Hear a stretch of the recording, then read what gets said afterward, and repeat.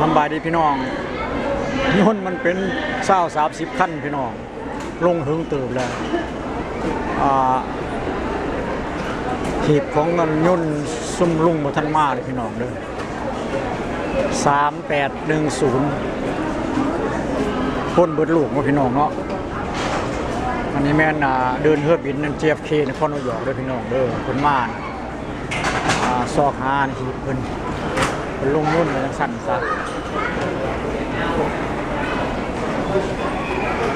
ดูนั่นรุ่นเขามาจากทั้งนั้นกินเขาผ่านนั่นนะตำรวจตรวจคนของเมืองผ่านมาเดี๋ยวนี้ผ่านมารอทาสิไปเอาสิ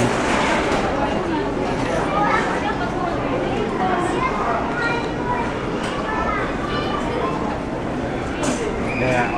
อันเฮาเห็นเบอร์ยุ่นเฮาเดลต้า3810จังซี่เพิ่นสิบอกเลขหีบเฮามันสิไปนะพี่น้องมันจังสั่นซะนี่เห็นบ่นี่มาตั้งแต่อินเดียมาจากนิสแมนเชสเตอร์ UK ฮาวานาโรมอัคราเอเธนส์ปรากลอนดอนมอสโกลิสบอนไคโรมาหมดสิบอนพี่น้องคาราชีของลุงมาท่านเห็น ฟังมึงจังน้อยก่อนมูมานำกันกับสิ่งนั้นมารอทานนี่แหละ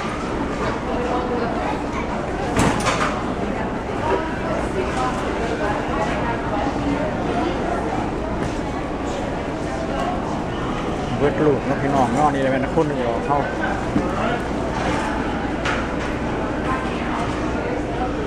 มาเลยโอ้ท่านเห็น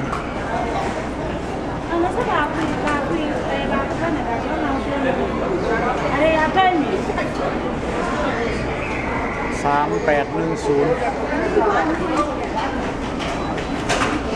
ท่านเห็นจะได้พี่น้องเด้ออันนี้แมนบอลนั่นน่ะ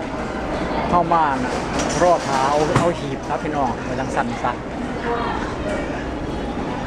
ยนลงของทาง10 ขั้น20 ขั้นนะพี่น้องเนาะผมให้บอกพี่น้องแล้วนะตั้งหลัง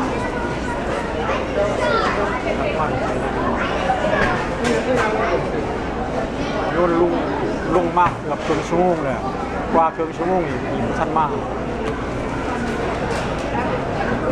ให้พี่น้องเด้อพบกันไหมสบายดี